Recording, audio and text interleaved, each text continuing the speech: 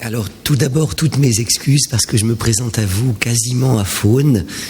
Heureusement, grâce à monsieur, le micro fera peut-être que vous m'entendrez un peu. Donc j'ai un peu la grippe, je suis un peu fébrile, dans un état un peu incertain. Mais ça peut être une chance après tout, on ne sait jamais. Enfin, il faut faire de nécessité vertu.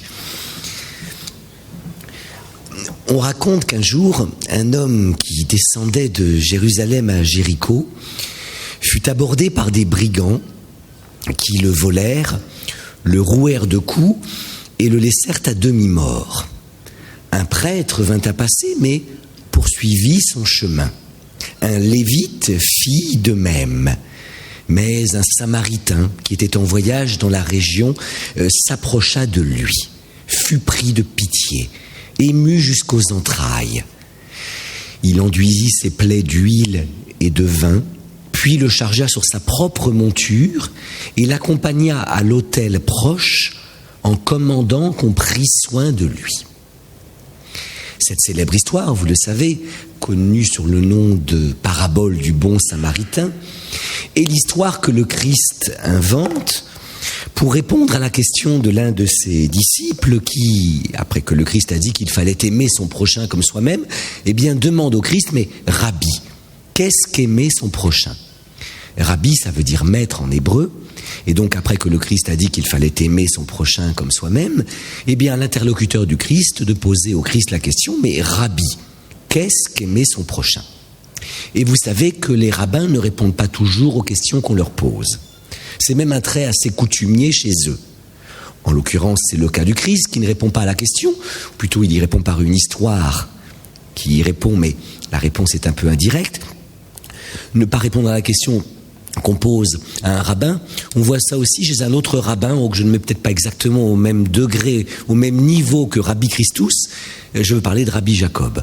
Je ne sais pas si vous vous souvenez de ce moment assez génial dans l'histoire du cinéma français où Louis de Funès, dans le rôle de Rabbi Jacob, eh bien, joue en fait le rôle d'un petit industriel qui a tous les vices et aucune vertu. Il est raciste, antisémite, méprisant. Et à l'issue de toute une série de pérégrinations, il doit jouer le rôle de Rabbi Jacob. Il est très ennuyé, il demande à son valet Salomon, on va me poser des tas de questions, moi je n'y connais rien du tout, qu'est-ce que je vais faire ?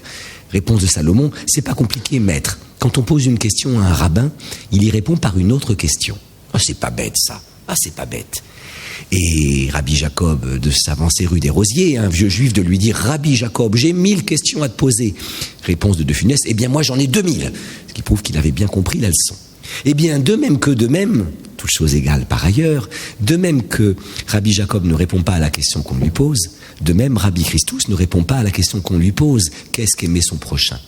Ou plutôt, il y répond par une histoire qui a un sens, cela s'appelle une parabole qui est à l'origine de cet accompagnement des malades, des pauvres, des mourants, tant que cet accompagnement fut inspiré religieusement. Je reprends cette célèbre histoire.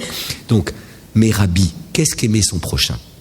Réponse du Christ, un homme qui descendait de Jérusalem fut abordé par des brigands qui le volèrent, le rouèrent de coups et le laissèrent à demi-mort. Un prêtre vint à passer, mais poursuivit son chemin. Un lévite fit de même. Mais un samaritain qui était en voyage dans la région fut pris de pitié, ému jusqu'aux entrailles. Il s'approcha de lui, enduisit ses plaies d'huile et de vin, puis le chargea sur sa propre monture et l'accompagna à l'hôtel proche, à l'hôtellerie proche, en commandant qu'on prît soin de lui. Et le Christ marque un temps et dit, lequel de ces trois a aimé son prochain ? Évidemment, l'interlocuteur répond, le troisième, le samaritain. Et le Christ dit, oui, va et fais de même. Oui, va et fais de même. Eh bien, pendant des siècles et des siècles, le samaritain a été présenté comme le modèle du compagnon, le modèle de l'accompagnant.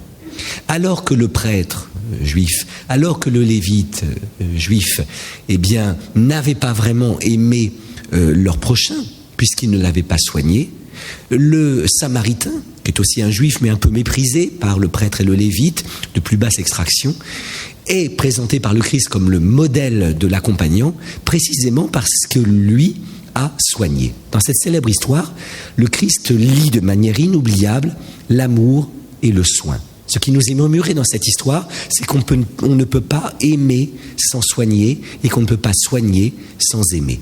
Peut-être que le prêtre aimait son prochain, mais puisqu'il ne l'a pas soigné, il l'a mal aimé. Peut-être que le lévite aimait son prochain, mais puisqu'il ne l'a pas soigné, il l'a mal aimé.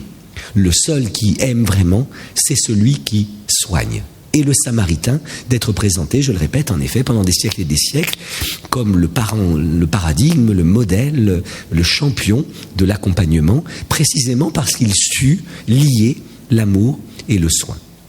On ne peut aimer sans soigner, on ne peut soigner sans aimer. Ce lien entre l'amour et le soin, eh bien, il trouvera son incarnation dans le terme de charité. La charité, eh bien, c'est à la fois un sentiment et un bâtiment. C'est un bâtiment, c'est le lieu où on mettait les malades, les pauvres, les mourants qui ne pouvaient plus s'occuper seuls de leur corps ou de leur âme. J'entends encore ma grand-mère dire « ça y est, il a fallu placer Madame Brodel à la Charitèche ». Charitèche parce que le dentier sifflait un peu parfois. Et donc la Charitèche, pour ma grand-mère, c'était un bâtiment où on mettait les malades, les pauvres et les mourants. Mais la charité, c'était aussi un sentiment. Car pendant des siècles et des siècles, l'accompagnement était inspiré par cette forme d'amour-là qu'on nomme la charité. Charité, c'est la traduction en français du latin caritas, qui est soi-même la traduction en latin du grec agapé. Nous autres Français, nous nous présentons souvent comme des champions en matière d'amour. Le peuple français a une certaine réputation en la matière. Bon, nous avons une rivalité avec les Italiens. Enfin, depuis Berlusconi, on sait la vulgarité de nos cousins transalpins. On dirait que nous, on a Strauss-Kahn, c'est pas forcément mieux. Mais les Français ne devraient peut-être pas se présenter comme le peuple maître en matière d'amour. Car vous l'aurez remarqué, la langue française est assez pauvre pour parler d'amour. Où il n'y a qu'un seul verbe, le verbe aimer, pour dire que ce premier aime les glaces à la framboise, ce deuxième nommé Roméo aime Juliette, et ce troisième nommé Rabbi Christus aime son prochain comme soi-même. Le Christ n'aime pas son prochain comme Roméo aime Juliette, et Roméo n'aime pas Juliette comme j'aime les glaces à la framboise. Il est donc parfois nécessaire, pour bien parler d'amour, de parler un peu grec. Et la langue grecque distinguait 3 mots pour dire l'amour: éros, philia et agapé. Éros, c'est-à-dire le désir, philia, c'est-à-dire l'amitié, et agapé, c'est-à-dire la charité. Eh bien, c'est sur cette forme-là d'amour, c'est sur cette forme-là d'amour, l'agapé, la caritas, la charité, que pendant des siècles et des siècles, on a fondé l'accompagnement des malades, des pauvres, des mourants. Et c'est précisément le mot charité qui lie les deux choses. La charité, c'est un sentiment fait bâtiment. C'est un sentiment transformé en bâtiment. Et en effet, quand on n'était pas bien, eh bien à l'époque, on avait grand chance ou grand risque de se retrouver dans un établissement qui se nommait au minimum la Charité, l'Hôtel-Dieu, l'Hospice des Sœurs du Bon Secours, l'Auberge du Bon Samaritain, la Pitié, salpêtrière. Et alors, on s'y retrouvait dans un lit au-dessus duquel il y avait un crucifix. Ou alors, si on le pouvait encore, on se retrouvait à déambuler dans des couloirs où se trouvaient des crucifix. C'était à l'époque où l'inspiratrice de l'accompagnement était précisément cette charité, cet amour du prochain dont seul le Samaritain avait été capable.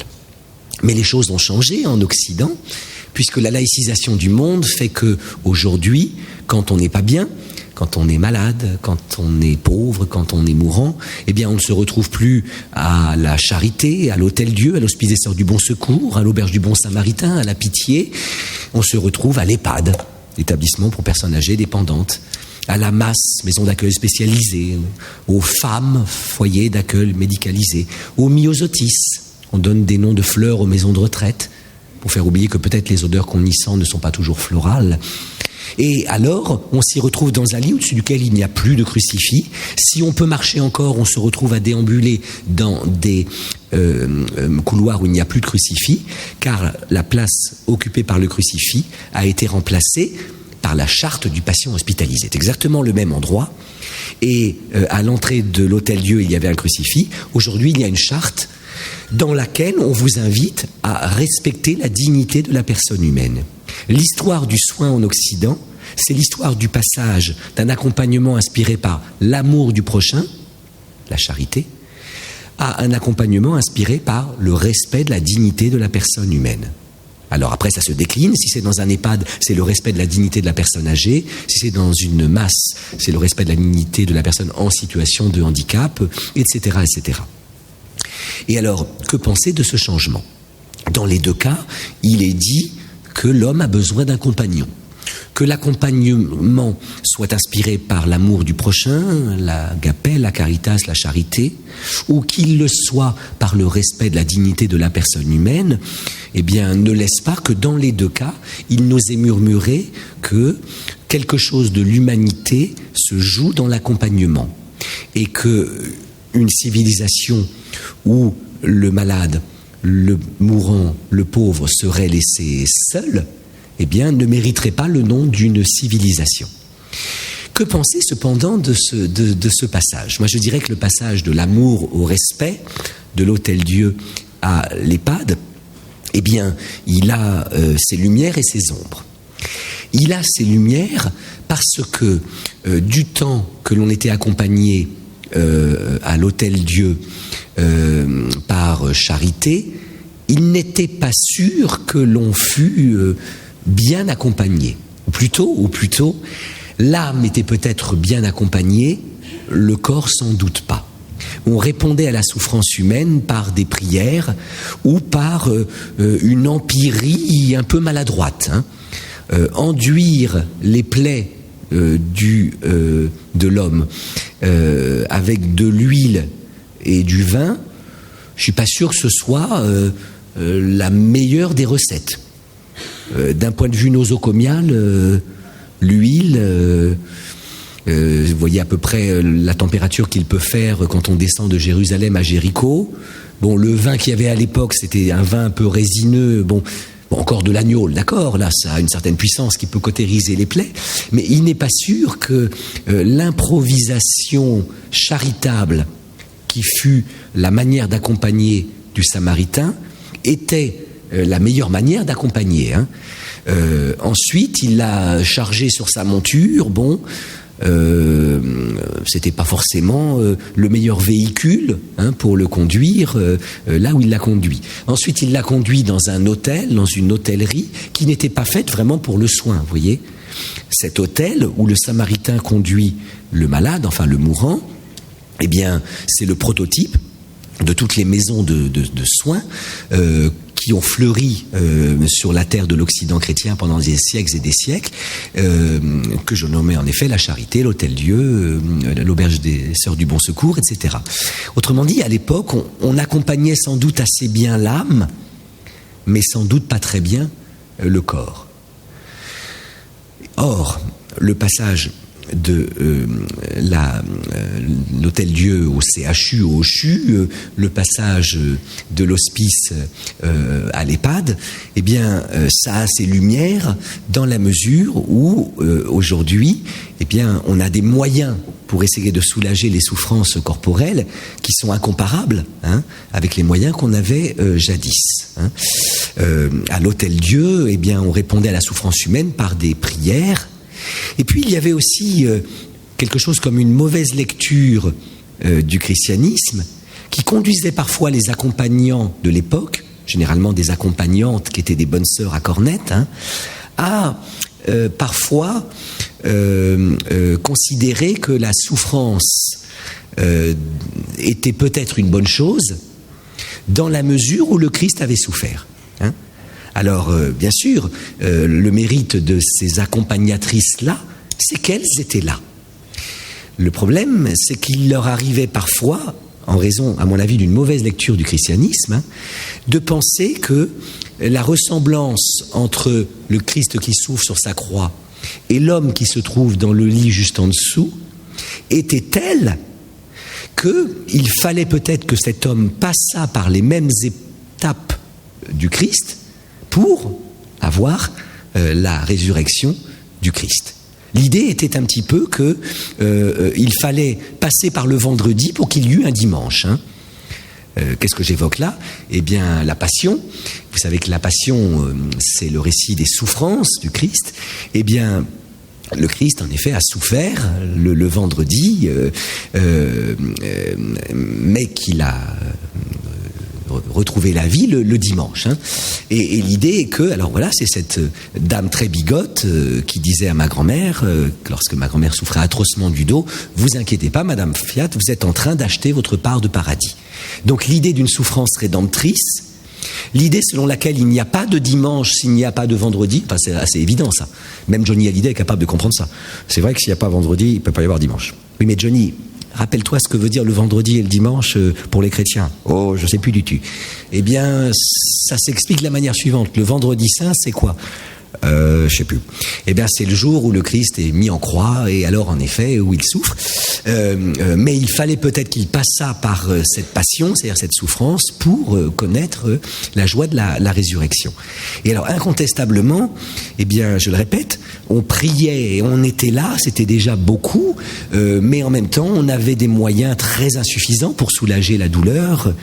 Et en ceci, je pense que le passage de l'Hôtel-Dieu au CHU, le passage de la charité à l'EHPAD, a ceci de bien qu'aujourd'hui, eh bien, on ne répond pas à la douleur de l'homme simplement par des prières, voire par des prières un peu perverses qui pourraient être contemporaines de l'affirmation, à mon avis pas chrétienne du tout, selon laquelle eh bien, il faut souffrir pour avoir la joie.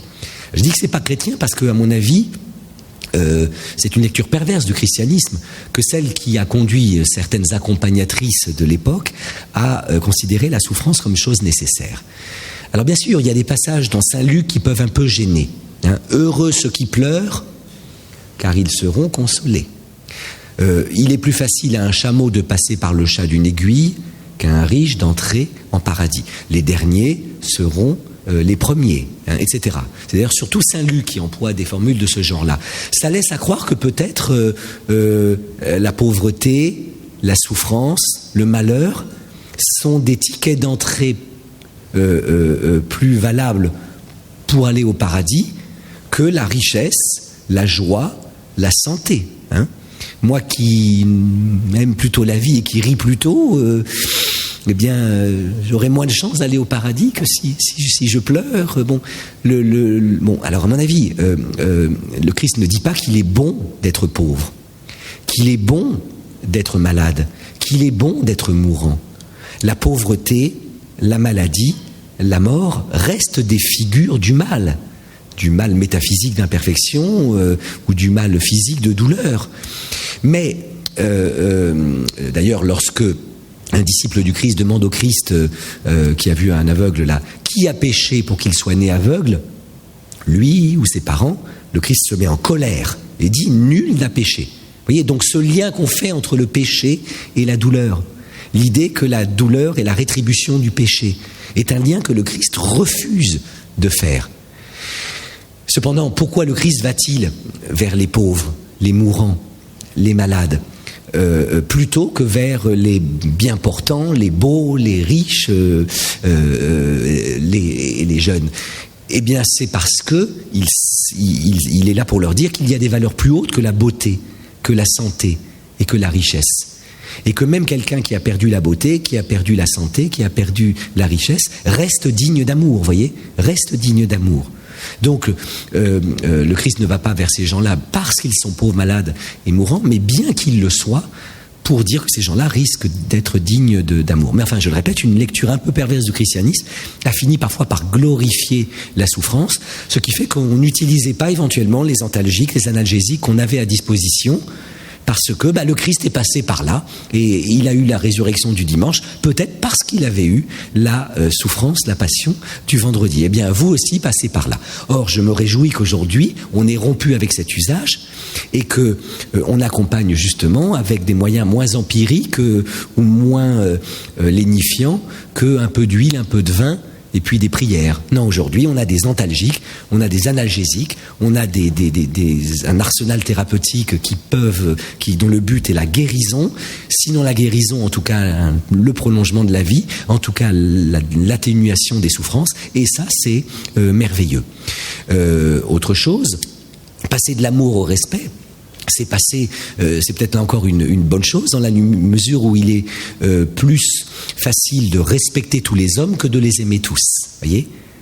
aimer tous les hommes, même aidé par le souffle du Saint-Esprit, par le vent paraclet, il est difficile d'aimer ses ennemis comme ses amis. Il est difficile d'aimer son prochain comme soi-même. Le prochain, c'est le premier venu. Je me suis longtemps demandé ce que c'était que le prochain. Et puis c'est Lévinas qui donne la meilleure définition du prochain. Qui est mon prochain? Le prochain, c'est le prochain homme qui va franchir la porte. C'est le premier venu. Donc tout homme est mon prochain. Et le prochain homme qui va franchir la porte de votre établissement, le prochain homme que vous allez, si vous êtes bénévole, accompagner, visiter dans son EHPAD ou chez lui, eh bien peut-être qu'il vous plaira, peut-être qu'il vous déplaira. Eh bien qu'importe, vous devriez aller au-delà de la distinction entre le plaisant et le déplaisant, entre le désirable et le rebutant, entre l'amitié et l'inimitié. Vous devriez aimer tout le monde. C'est peut-être un peu surhumain que de demander aux accompagnants qu'ils aiment tous ceux qu'ils doivent accompagner. Or, passer de l'amour au respect, c'est limiter un peu les ambitions, et je crois qu'il est possible de respecter tous les hommes. Donc, voilà les lumières, mais il y a aussi les ombres. Il y a aussi les ombres, parce que du temps de l'Hôtel-Dieu, on accompagnait bien l'âme, mais pas vraiment le corps. N'y a-t-il pas risque que du temps du CHU, de l'EHPAD, on accompagne tellement bien le corps qu'on en oublie d'accompagner l'âme? Or, l'âme de l'homme qui souffre, qu'il soit malade, qu'il soit pauvre ou qu'il soit mourant, n'a-t-elle besoin que de respect? N'a-t-elle pas besoin d'un je ne sais quoi ou d'un presque rien ajouté au respect? C'est l'hypothèse que je fais. Pourquoi? Pour cette raison qu'il me paraît que ce qui singularise l'homme dans la nature, c'est qu'il est le seul animal à savoir qu'il aurait pu ne pas être et qu'il ne sera plus. Voilà le lot de tous les vivants. Tous les vivants, le dahlia, le phacochère, l'homme, sont des êtres qui auraient pu ne pas être et qui ne seront plus, qui sont, pour parler le patois philosophique, contingents et mortel. Et contingente une chose qui est, mais qui aurait pu ne pas être. Et mortel une chose qui est, mais qui ne sera plus. Tel est le cas du dahlia. Ce dahlia aurait pu ne pas être. Si la taupe l'avait dévoré, si l'apprenti jardinier l'avait planté trop profond ou trop superficiel, s'il avait gelé, s'il avait brûlé, il ne serait pas là. Il est là, mais il ne sera plus là, car un jour il mourra. C'est aussi le cas du phacochère. Ce phacochère aurait pu ne pas être, il est contingent. Si son père phacochère ne s'était pas uni à sa mère phacochère, le tableau me paraît une horreur, mais enfin, ça a bien dû exister, eh bien, il ne serait pas là. Il est là, un jour, il ne sera plus. Et c'est aussi le cas de l'homme. Vous auriez pu ne pas être et vous ne serez plus. Vous êtes contingent et vous êtes mortel. En effet, vous auriez pu ne pas être. Il aurait suffi que votre père ne rencontrât point votre mère. Il s'en est fallu de peu. Ils se sont rencontrés parce qu'ils ont été placés l'un en face de l'autre par la pitié des chemins de fer dans le TGV. S'il avait été voiture 12 et elle voiture 13, non, ils auraient pu se rencontrer au bar. Si il avait été dans le train de 7h27 et elle dans le train de 7h57, vous ne seriez pas là. Bon, ça y est, ils sont l'un en face de l'autre. Attendez, c'est pas gagné. Hein.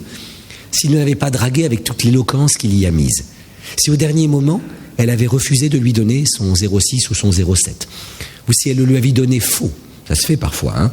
Une femme suffisamment polie pour ne pas refuser de donner son numéro à son soupirant, mais ayant suffisamment de quant à elle-même pour ne pas le lui donner juste, cela peut se faire. Bon. Eh bien, vous ne seriez pas là. Elle lui a donné le bon numéro, attendez, c'est pas gagné. Hein. Si 9 mois avant votre naissance, papa n'avait point trop insisté contre la fatigue ou la migraine plus ou moins réelle ou supposée de maman, où eût fini ce spermatozoïde-là? Vous l'avez échappé belle. Si, comme le montre Woody Allen dans un film génial, si après le jet paternel, dans la course des spermatozoïdes à l'ovule, ça n'avait pas été ce spermatozoïde-là qui serait arrivé à l'ovule en premier, vous ne seriez pas là. Quel dommage. Mais vous êtes là. Donc vous auriez pu ne pas être, et vous ne serez plus. Vous êtes mortel. Et la mortalité, en effet, est, comme disait Heidegger, ce qui habite l'homme et rend l'homme inhabitable à lui-même. Donc, être contingent et mortel.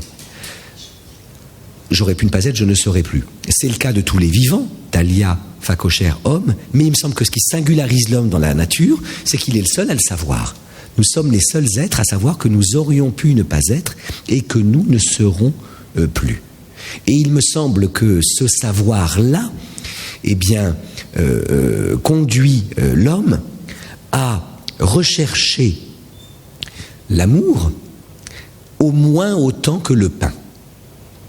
Car il me paraît en effet que ce qui singularise l'homme dans la nature, c'est qu'il est le seul être vivant, parce qu'il sait qu'il aurait pu ne pas être et qu'il sait qu'il ne sera plus, à être à la recherche d'une légitimation au fait qu'il soit et qu'il soit comme il est, d'une justification au fait qu'il soit et qu'il soit comme il est. Vous n'avez pas demandé à être, hein, et vous n'avez pas demandé à être comme vous êtes. D'ailleurs, si nous le pouvions, nous demanderions tous des modifications, hein, plus ou moins superficielles, plus ou moins profondes. J'espère que vous vivez l'existence plus comme un cadeau que comme un fardeau, que le savoir du fait que vous auriez pu ne pas être et que vous ne serez plus, bien loin de fomenter en vous l'angoisse et le désespoir, fomente la joie. J'aurais pu ne pas être, je ne serai plus, mais je suis. Quelle merveille! Malheureusement, il nous arrive à tous d'avoir envie de chanter telle Jane Birkin grâce à Serge Gainsbourg dans son dernier disque, dans les derniers disques qu'il a composés pour elle, avec cette difficulté d'être, il aurait mieux valu peut-être ne jamais naître.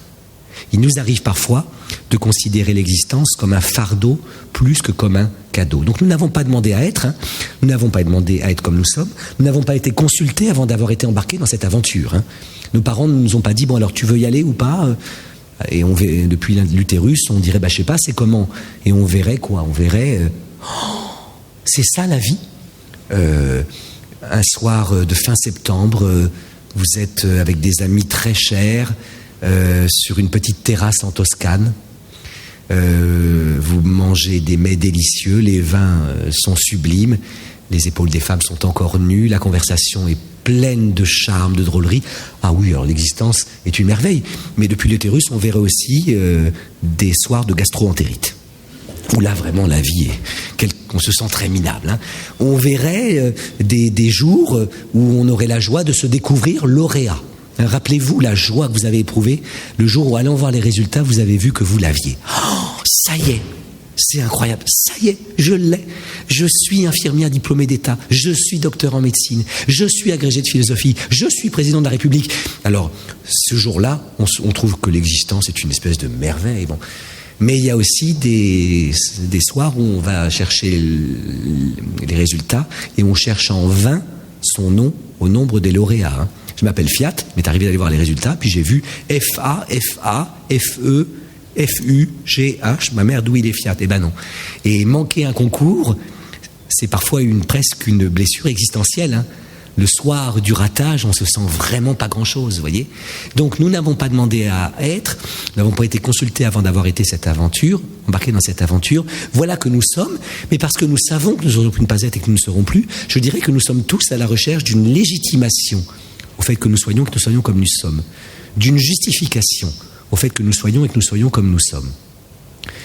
Nous sommes tous interrogatifs quant à notre dignité d'être. Suis-je digne d'être? Est-ce que ça valait le coup? Je dirais, en un certain sens, que nous souffrons tous du syndrome du survivant. Vous savez ce que c'est que le syndrome du survivant? Je parle sous le contrôle des plus savants que moi en matière de psychologie. Ils sont peut-être nombreux dans l'Assemblée. Mais le syndrome du survivant, c'est un syndrome psychologique assez douloureux qu'on retrouve, vous savez, chez les quelques juifs qui ont survécu à la solution finale, qui sont revenus des camps, chez les quelques tziganes qui en sont revenus. On trouve le syndrome survivant chez le seul membre de la famille qui a survécu après l'accident de voiture où les 4 autres sont morts. On trouve le syndrome du survivant chez la sœur jumelle qui a survécu à la mort du frère jumeau. Eh bien, j'ai eu une étudiante qui a longtemps souffert du syndrome du survivant parce que sa mère attendait des jumeaux. Elle a mis au monde un petit garçon qui est mort tout de suite et une petite fille qui vit, c'est elle. Eh bien, longtemps, elle a souffert du syndrome du survivant, ce que j'appellerais le sentiment d'une existence usurpée. Voyez, n'ai-je pas pris la place de quelqu'un? J'aurais pu ne pas être, voilà que je suis, mais pour que je sois, il a fallu que 1000 autres ne fussent point. C'est ça le syndrome du survivant. Eh bien, il me semble que le syndrome du survivant, si on lui donne un contenu ontologique, existentiel, et non pas pathologique ou psychologique, eh bien, ça n'est pas que l'affaire du juif, du tzigane qui reviennent des camps, du membre de la famille qui a survécu à l'accident, ou de la sœur jumelle qui a survécu à la mort du frère jumeau. Nous en sommes tous atteints. Car chacun d'entre nous s'interroge sur sa dignité d'être, sur sa légitimité d'être. Et je dirais que si nous avons la chance de ne pas être malades, si nous avons la chance de ne pas être mourants, si nous avons la chance de ne pas être pauvres ou misérables, eh bien, nous trouvons des légitimations au fait que nous soyons et que nous soyons comme nous sommes, dans quelques réussites, dans quelques attributs, dans quelques renommées, voyez. Et oui, très bien, cette femme ne doute pas de sa légitimité d'être quand, se regardant dans le miroir, eh bien, elle peut y admirer l'opulence de sa chevelure, la fermeté de ses seins, le galbe de ses jambes. Ouah, bah oui, là, ça vaut le coup. Cet homme qui est un homme d'affaires et qui vient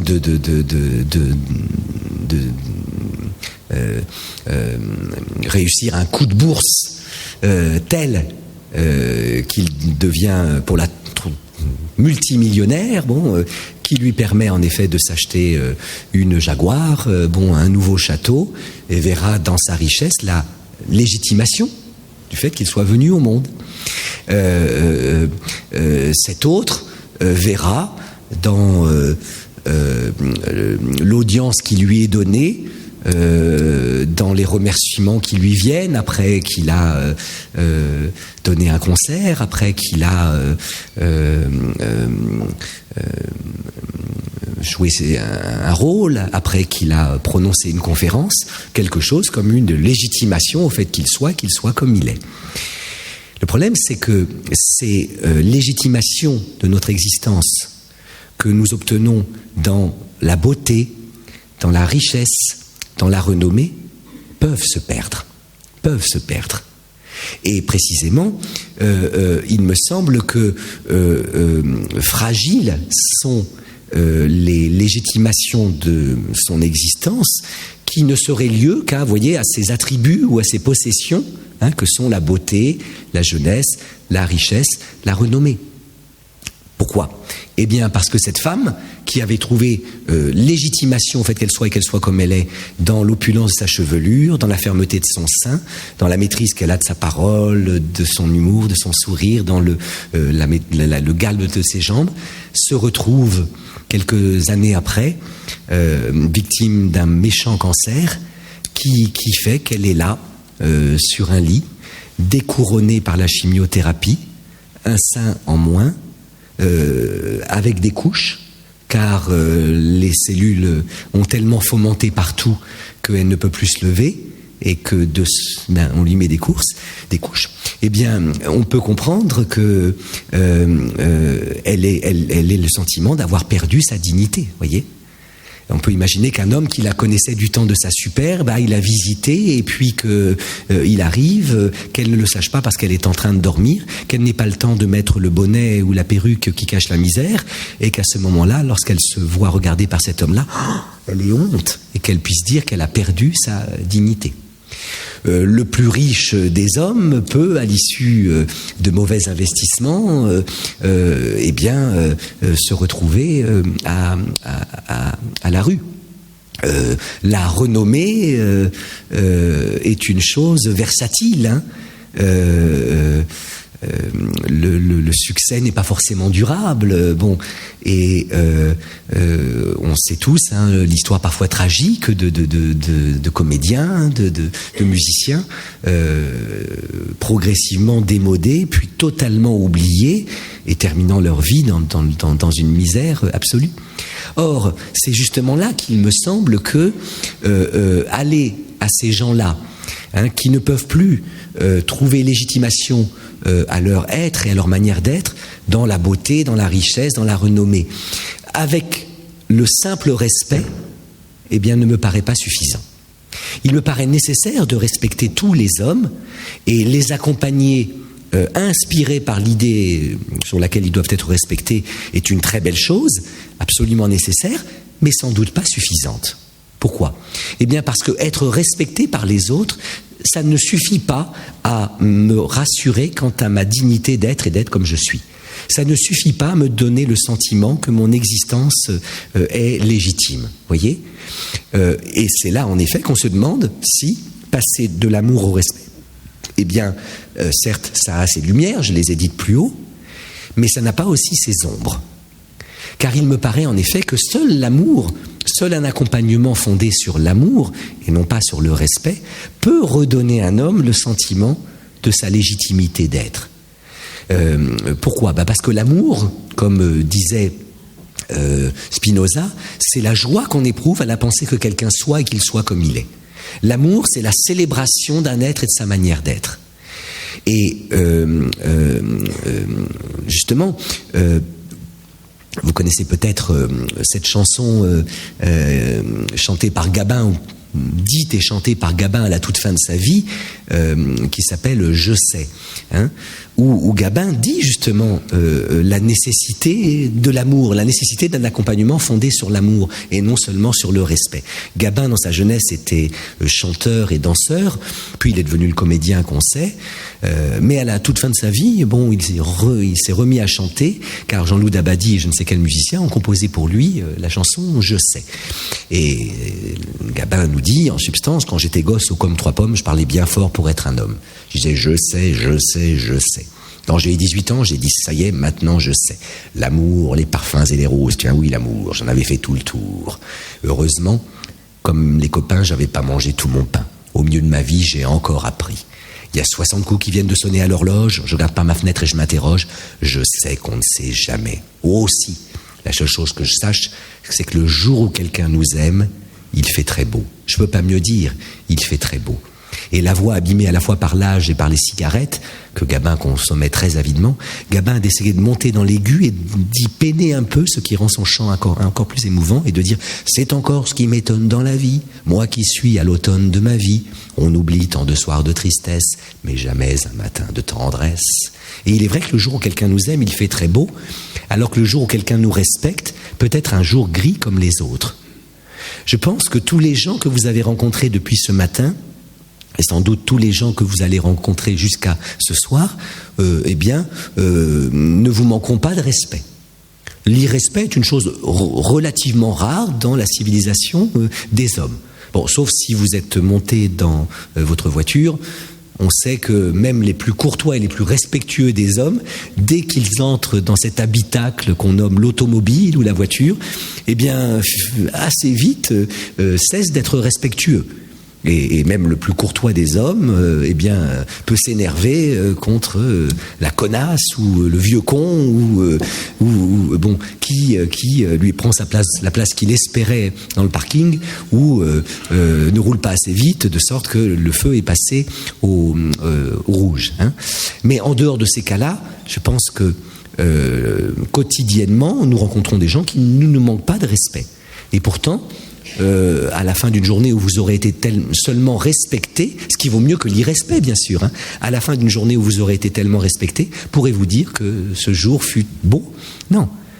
Seul l'amour peut rassurer un homme quant à sa légitimité d'être, car l'amour, c'est la célébration d'un être et de sa manière d'être. Quelle que soit la forme de l'amour, Eros, Philia et Agapé, Gabin a raison de dire le jour où quelqu'un nous aime, il fait très beau, car le jour où quelqu'un nous aime, c'est le jour où quelqu'un, justement, nous dit notre légitimité d'être. Il éprouve la joie, la jubilation, la laetitia ou la gaudia, comme on disait chez Spinoza en latin. Il éprouve joie, il jubile à la pensée que vous soyez et que vous soyez comme vous êtes. Et donc, certes, une civilisation où l'on n'accompagne pas le malade, le pauvre et le mourant ne mérite pas d'être appelée une civilisation. Et aussi bien du temps que l'accompagnement était inspiré par l'amour que du temps où l'accompagnement est inspiré par le respect, on essaie d'organiser des sociétés où justement on n'abandonnera pas le malade, le pauvre et le mourant. Cependant, quelle doit être l'inspiratrice de l'accompagnement ? Eh bien, il me semble que passer de l'amour au respect, ça a ses ombres, ça a ses lumières, mais l'ombre vient du fait qu'à mon avis, on a peut-être perdu quelque chose en route, voyez ? Et en effet, l'homme, c'est donc le seul vivant qui s'interroge sur sa dignité d'être, et je pense que sa légitimité d'être, et je pense qu'on ne peut pas s'auto-légitimer, on ne peut pas s'auto-justifier, voyez ? C'est la raison pour laquelle, quelque admiration que je puisse avoir pour Maslow ou pour Spinoza, il me semble que l'un comme l'autre ont fait grave erreur ontologique lorsqu'ils ont dit que le besoin d'amour était un besoin subalterne, luxueux, superfétatoire. Non, il me paraît au contraire un besoin absolument nécessaire, fondamental, nucléaire, et non pas périphérique. Pourquoi ? Eh bien parce que, alors oui, de quoi un homme a-t-il besoin ? Vous savez que le psychologue Maslow, M-A-S-L-O-W, a inventé la pyramide des besoins et qu'il met à la base de cette pyramide, eh bien, le besoin de respirer, de boire, de manger, de dormir. Parce que c'est vrai que si on respire plus, si on boit plus, si on mange plus, si on dort plus, on meurt. Et puis après, progressivement, on va de la base au sommet. Eh bien, il va mettre des besoins qu'en fait, il juge un peu moins fondamentaux, comme le besoin d'un certain confort, puis le besoin d'un certain plaisir. Il ne s'agit pas de simplement remplir son ventre, mais de le remplir avec des choses agréables. Il ne s'agit pas de se désaltérer, mais de se désaltérer avec des choses agréables. Il ne s'agit pas simplement de dormir, mais de dormir dans un lit douillet. Enfin bon. Et puis alors ensuite, quand on monte vers le sommet, on va trouver le besoin d'être reconnu et le besoin d'être aimé. Eh bien, il me semble qu'il est nécessaire de renverser la pyramide de Maslow. Car il me semble que ce qui singularise l'homme dans la nature, c'est que chez lui, le désir d'être est moins fondamental que le désir d'être aimé. Et l'erreur que fait Maslow, eh bien, c'est celle que fait aussi Spinoza. Erreur qui consiste à ne pas voir la spécificité de l'homme dans la nature, car je pense que Spinoza eh bien, fait la même erreur que Maslow lorsqu'il nous dit que ce qui est le plus profond chez la plante, chez l'animal et chez l'homme, c'est le conatus essendi. Je ne parle pas latin pour avoir l'air savant. Moi qui, la première fois que je me suis présenté au concours d'entrée à l'école normale supérieure, ai eu en latin 1. Pas 1 sur 20, 1 sur 60. C'était coefficient 3. Il m'avait mis 1 parce que j'avais mis quelque chose. Donc le latin, c'est ce qui fait que, eh bien, parfois, la première fois que je suis allé voir les résultats, j'ai eu le sentiment de mon illégitimité d'être. Après, j'ai progressé un petit peu. Non, conatus essendi. Ça veut dire quoi ? Ça veut dire l'effort que fait tout être pour persévérer dans son être à sa manière d'être à lui. Essendi, c'est le verbe être, en latin, E2SE. Mais si vous le mettez au génitif, essendi, ça veut dire d'être. Et conatus, c'est un mot latin qui veut dire l'effort. Donc le conatus essendi, c'est l'effort d'être. C'est l'effort que fait tout être vivant pour continuer à vivre. Spinoza le définit plus précisément comme l'effort que fait tout être pour persévérer dans son être à sa manière d'être à lui. Alors c'est tellement long, l'effort que fait tout être pour persévérer dans son être à sa manière d'être à lui, que parfois, au lieu de proposer cette longue périphrase, on dit simplement le conatus. Le conatus. Eh bien, Spinoza est le philosophe qui nous dit que ce qu'il y a de plus profond chez tous les vivants, Dahlia, Facocher et homme, c'est le conatus. Je suis d'accord pour la plante. Qu'est-ce qui explique qu'en temps de sécheresse, l'arbre lance très profondément ses racines dans le sol pour essayer d'y trouver la moindre parcelle d'eau? Le conatus essendi. Parce qu'il a besoin d'eau pour continuer, pour persévérer dans l'être. Qu'est-ce qui explique que cet imbécile d'endive, pardon, je prends une position politique peut-être très contestable, parce qu'il y a peut-être des amateurs d'endives dans l'Assemblée, moi j'aime pas ça. Enfin tout le monde s'en fout, mais j'aime pas ça. Que ce soit en salade ou braisé, non, je suis pas convaincu. J'ai d'ailleurs ce dégoût en partage avec un grand gastronome, rien moins que Jean-Pierre Coff, qui un jour avait dit, mais enfin, mais le problème de l'endive, C'est qu'elle prend pas bien la vinaigrette, enfin quoi. Alors une frisée, toutes les petites alvéoles, enfin bon. Alors que, bon. Et puis après, oui, mais Jean-Pierre, les endives braisées avec du jambon. Mais justement, si vous avez besoin d'y rajouter des tas de choses, c'est justement pour essayer d'enlever l'amertume. Enfin, passons. Bon, vous n'êtes pas venu à cette conférence, à cette causerie vespérale, pour entendre parler de ma position au sujet des endives. Mais enfin, on en discutera peut-être tout à l'heure. Mais au sujet de l'endive, qu'est-ce qui explique que cet imbécile d'endive, planté dans une petite cave ou un petit soupirail, vous voyez, eh bien, tend sa petite queue verte vers la moindre présence de lumière. Le Conatus essendi. La plante a besoin d'eau et de lumière pour vivre, et donc c'est le Conatus essendi qui fait qu'elle les cherche.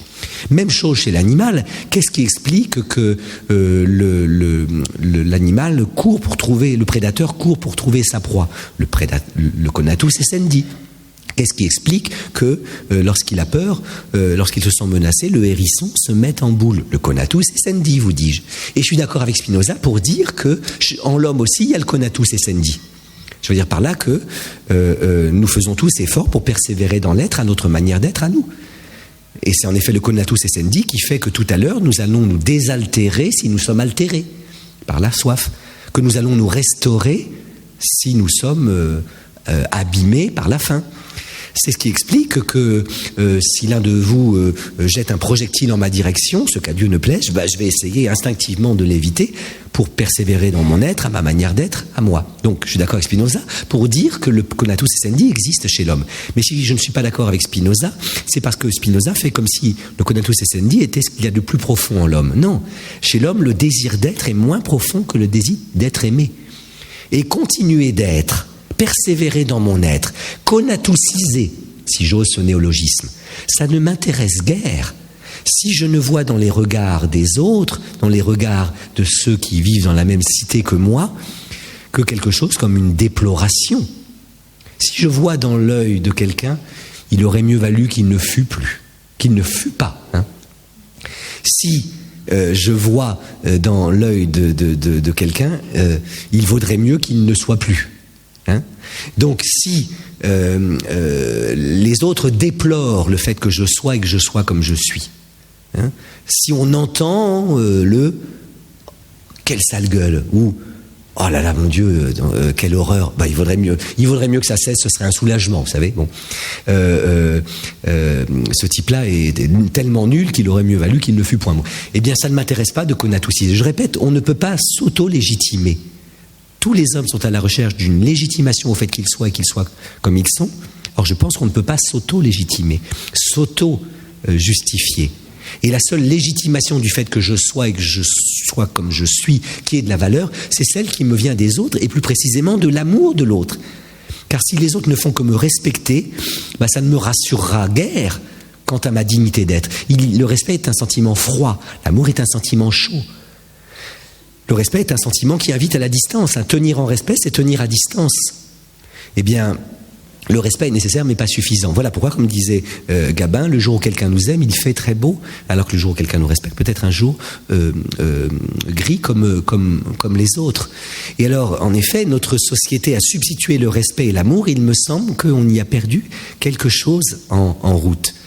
Et que nous avons tous besoin de cette légitimation. Alors généralement, quand on vient au monde, on voit dans l'œil maternel, paternel, cette légitimation, cette jubilation, cette célébration. Hein, le dénuement total de l'enfant qui n'a pas demandé à être et qui n'a pas demandé à être comme il est, hein, eh bien, oblige la mère et le père qui généralement donnent des soins, et pas simplement par respect, hein, ou pas simplement par devoir. Non, et on voit généralement alors pas chez tous les êtres malheureusement, mais on voit généralement dans l'œil maternel une jubilation, la légitimation de son être. Hein. Tous les bébés ne sont pas beaux, hein. Faut dire ce qui est, mais pour les parents, ils le sont. Il arrive qu'on vous présente un bébé, et puis que vous arriviez, ah là là mon Dieu, alors vous cherchez tout ce qui est défendable. Oh, le bel œil droit. Bon, mais la mère le regarde comme s'il était le plus beau du monde. Bon, et alors la légitimation de notre existence nous vient généralement, malheureusement pas toujours, Parce que quand vient au monde l'enfant beau, en bonne santé, prometteur qu'on espérait, eh bien on l'accompagne avec joie. Mais quand vient au monde un enfant polyhandicapé, autour du berceau de l'enfant dit normal, que de compagnons et de compagnes. Tous et toutes qui se penchent sur ce berceau se transforment en fées, comme dans les contes. Oh, il a des mains de musicien. Oh, moi je dis qu'elle sera belle comme le jour. Moi je dis que il a bosse des maths. Enfin bon. Même la carabosse, c'est-à-dire la méchante tante, la tante qui pique, très avare. Eh bien, quand elle se penche sur le berceau, ne va pas faire des prédictions en disant, eh bien moi je dis qu'elle aura un cancer à 40 ans et qu'elle perdra tous ses cheveux et qu'elle en mourra. Non, ma tante qui pique, il y avait beaucoup de tantes dans ma famille. Elle s'appelait toute Marie. Et donc on s'y paumait un peu avec mes frères. Et donc on avait des moyens mnémotechniques pour reconnaître les tantes. Il y en avait une qu'on surnommait entre nous ma tante qui pique, pour les raisons que vous pouvez imaginer. Bon. Donc, même ma tante qui pique, qui était méchante, qui était avare, elle se penchait sur le berceau du nouveau-né, et puis même elle faisait un petit cadeau. Bon, pas grand-chose. Après tout, les enfants, ils sont trop gâtés aujourd'hui. Et puis, ils n'apprécient plus rien. Et puis l'autre jour, donc juste, elle allait à tout à 10 francs, maintenant c'est tout à 1 euro, puis elle trouvait enfin, voilà. En revanche, autour du berceau de l'enfant dit anormal, polyhandicapé, moins de compagnons et moins de compagnes, parce que il y a un doute quant à sa dignité d'être, quant à sa mondanité. La mondanité, c'est le fait d'être digne d'entrer dans le monde, Mondanité, c'est pas au sens Jack Languien, ou au sens Jean-Claude Brialesque du mot. Non, c'est au sens philosophique du terme. Mais justement, quand on est sûr que cet être est digne de venir au monde, bref, qu'il est mondain, eh bien, on l'accompagne avec des mondanités. Chignon, cravate, champagne, déclaration pleine de promesses. Mais l'enfant déjà un peu mal barré par le polyhandicap, un peu sûr, c'est un peu moins évident. Ensuite, je le dis, oui, le riche, en effet, est évidemment accompagné, et pas simplement parce qu'on espère tirer des bénéfices de sa richesse, mais aussi parce que ça permet d'être reçu dans des établissements où l'on mange somptueusement, où les lustres donne envie de jouer les Belmondo. Enfin bon, voilà. Donc, celui qui a renommé aussi, est évidemment accompagné. Mais celui qui n'a ni renommée, ni richesse, ni beauté, ni santé, ne sont pas forcément l'objet d'un accompagnement. Et je ne dis pas qu'il faut revenir à l'amour, mais je dirais qu'au respect, il faut ajouter un je ne sais quoi, un presque rien. Toujours adapté à la personne qu'on a en face de soi. Alors, il me semble donc en effet que on entre dans l'éthique à partir de l'accompagnement. C'est au fond ce que murmurait Lévinas quand, dans un beau texte sur la dignité de l'homme, il nous dit que la dignité de l'homme, c'est la capacité d'être troublé par la souffrance d'autrui. À l'article dignité, dans un de ses livres où il donne un peu son lexique philosophique, le philosophe Emmanuel Lévinas nous dit la chose suivante: dignité humaine, capacité d'être troublé par la souffrance d'autrui. Et il ajoute vocation médicale de tout homme, ne pas laisser autrui seul avec sa souffrance. Je reprends ce petit texte qui est limpide mais très important. Ce qui fait la dignité de l'homme, c'est-à-dire la valeur de l'homme, dignité vient du latin dignus qui veut dire qui vaut, qui a de la valeur. Ce qui fait la dignité de l'homme chez Lévinas, c'est pas la possession de certaines qualités, de certains attributs, comme la beauté, la richesse, la santé, la renommée. Non, ce qui fait la dignité de l'homme, c'est la capacité qu'il a d'être troublé par la souffrance d'autrui.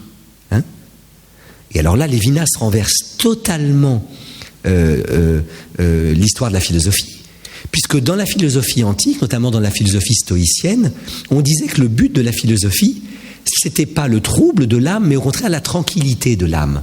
Vous avez peut-être entendu parler de ces courants philosophiques qu'on nomme le stoïcisme et l'épicurisme. L'épicurisme qui n'est pas du tout une espèce de d'hédonisme. Les épicuriens ne sont pas des gens qui aiment la bonne chair, le bon vin, c'est des ascètes. Contrairement à ce qu'on dit souvent. Mais le point commun entre les épicuriens et les stoïciens, c'est qu'ils pensaient que l'homme accompli, c'est-à-dire l'homme qui philosophe et qui devient sage, c'est l'homme qui a l'âme tranquille, la tranquillité de l'âme, ce qu'on appelait l'ataraxie ou l'apathie. Et donc, l'homme le plus humain, pour Épicure comme pour Sénèque, donc pour les épicuriens comme pour les stoïciens, c'était l'homme dont l'âme n'était pas troublée. Or, Lévinas renverse complètement les choses, parce que pour lui, le plus humain des hommes, ça n'est pas celui qui a l'âme tranquille et jamais troublée. Ataraxie, ça veut dire sans trouble. Taraxein est un verbe qui veut dire troubler. Ataraxein, ça veut dire l'absence de trouble. D'ailleurs, il y a un médicament aujourd'hui qui s'appelle l'Atarax, enfin bon. Mais non, Lévinas renverse tout à fait les choses, et pour lui, l'homme le plus humain, c'est pas l'homme qui a l'âme tranquille, c'est l'homme qui a l'âme intranquille. Il y a plein de traités philosophiques dans l'Antiquité qui portent pour titre « De la tranquillité de l'âme ». Une disciple de Lévinas a écrit un livre qui s'appelle « De l'intranquillité de l'âme ». Et donc, il faut avoir l'âme intranquille, et on est vraiment digne du beau nom d'homme si on est troublé par la souffrance d'autrui, et si on ne se contente pas d'être troublé sans rien faire, comme ont peut-être fait le prêtre et le lévite de l'histoire de plus haut. Non, on est vraiment digne du beau nom d'homme si, après qu'on a été troublé, on essaie de soulager l'autre. Car Lévinas, après qu'il a écrit Dignité humaine, a écrit Capacité d'être troublé par la souffrance d'autrui, ajoute qu'il tire de cela, d'où, D'(OU accent), d'où vocation médicale de l'homme, et il souligne médicale, ne pas laisser autrui seul avec sa souffrance. Ça veut dire qu'il n'y a pas que les médecins qui ont une vocation médicale. Tout homme a une vocation médicale, si on reprend le mot médical en son sens étymologique, car dans médical, il y a la notion de médiation, et donc je suis appelé, vocation, ça veut dire appel. La vocation, ça vient de vocare, qui veut dire appeler. Vox vocis, la voix, vocare, appeler. Et donc, vous êtes tous appelés à essayer d'être le médiateur entre la souffrance et sa disparition de l'autre, entre sa solitude et sa disparition. Tout homme a une vocation médicale, il ne doit pas laisser autrui seul avec sa souffrance. Il ne doit pas laisser autrui seul avec sa souffrance. Et donc, nous avons tous vocation à être compagnons, à accompagner les autres. Alors bien sûr, cet accompagnement, il peut se décliner de plein de manières différentes. Et je dirais que en effet, l'homme ne se nourrit pas que de pain, pour cette raison qu'il ne suffit pas pour être un compagnon, un accompagnateur digne de ce nom, de partager le pain. Alors vous savez que accompagnement, ça vient de compagnon, et compagnon, ça vient de cum panis, qui veut dire avec le pain. Cum avec, panis, le pain. Copain et compagnon, même origine étymologique. Le copain, c'est celui avec qui je partage le pain. Le compagnon, c'est celui avec qui je partage le pain.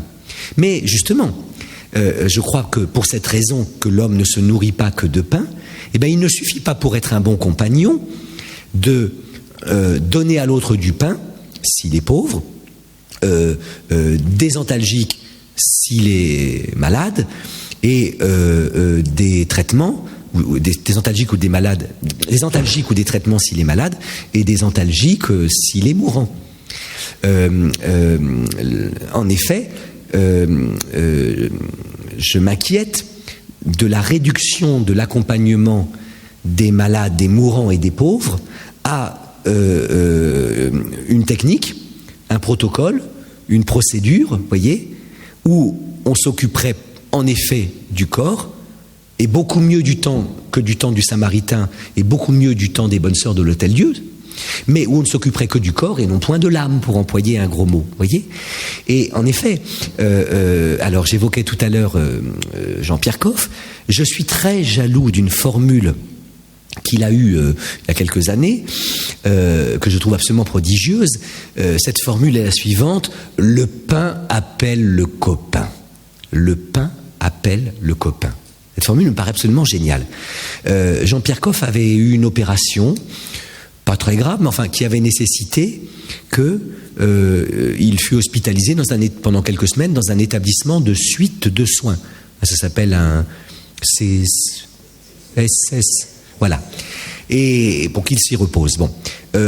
Assez vite, Coff, de nouveau, allait bien, mais on lui a demandé quand même d'y rester encore une semaine. Et puisqu'il n'avait plus grand-chose à faire, il s'est occupé de son sujet principal, c'est-à-dire qu'est-ce qu'on donne à manger aux vieux et aux malades. Et il s'est occupé de ça, à tel point qu'il a été tellement scandalisé par ce qu'on donnait à manger aux vieux, qu'il a écrit une lettre à un ministre et que ça a donné lieu à un rapport, enfin bon. Et alors Coff, avait à ce moment-là, avec la truculence qu'on lui connaît, fait quelques interventions dans la presse à ce sujet-là, en disant mais c'est absolument immonde ce qu'on leur donne à bouffer, enfin. Le problème, c'est qu'on leur donne à manger alors qu'on devrait manger avec eux. On leur donne la béquée alors qu'il faudrait manger avec eux. Le pain appelle le copain, nom de Dieu. Le pain, c'est du partage. Et alors, l'idée est très belle, c'est qu'en fait, le meilleur pain du monde, si je suis seul à le manger, c'est comme s'il perdait de son goût, vous voyez. Partager le pain, c'est pas simplement remédier à la souffrance gastrique. Partager le pain, c'est un geste qui nourrit l'âme tout autant que le corps, voyez. Et en effet, le meilleur pain du monde, si je suis seul à le manger, c'est comme s'il perdait tout son goût. La cuisine, c'est du partage. On cuisine pas pour soi, on cuisine pour les autres. Enfin quoi, nom de Dieu. Avec des amis philosophes, un jour, on se demande comme ça, qu'est-ce que la beauté ? Bon, rassurez-vous, on n'a pas toujours des conversations d'un niveau aussi élevé. Parfois, nous descendons fort bas.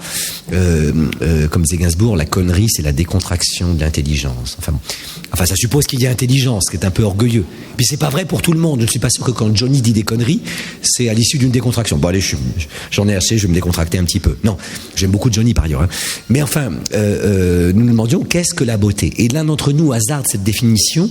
Le beau, c'est ce devant quoi je voudrais être deux.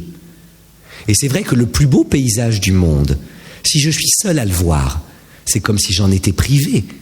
La plus belle musique du monde, si je suis seul à l'entendre, mon plaisir en est un peu gâché.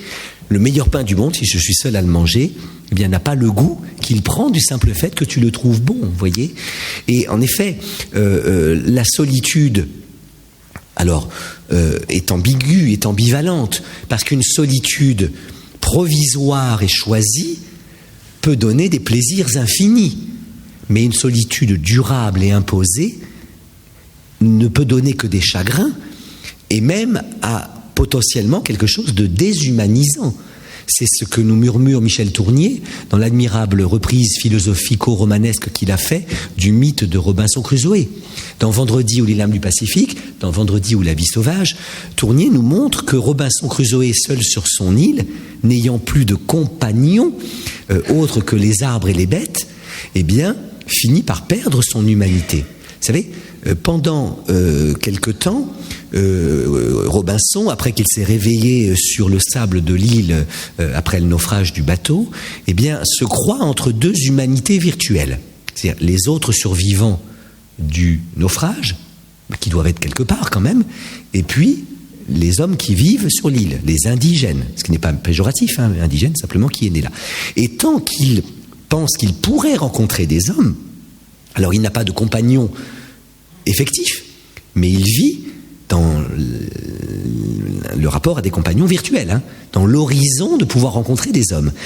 Tant qu'il est entre ces deux humanités virtuelles, il se conduit comme un homme, c'est-à-dire qu'il se cache pour uriner, déféquer, se masturber, qu'il se soucie de son allure, qu'il ne laisse pas son corps à l'état de nature, qu'il le lave, qu'il le rase, qu'il pense, qu'il travaille, Mais vient le moment vertigineux, nous dit Tournier, où Robinson se rend compte que ces deux humanités virtuelles, sous le regard potentiel desquelles il vivait jusqu'à maintenant, n'existent plus.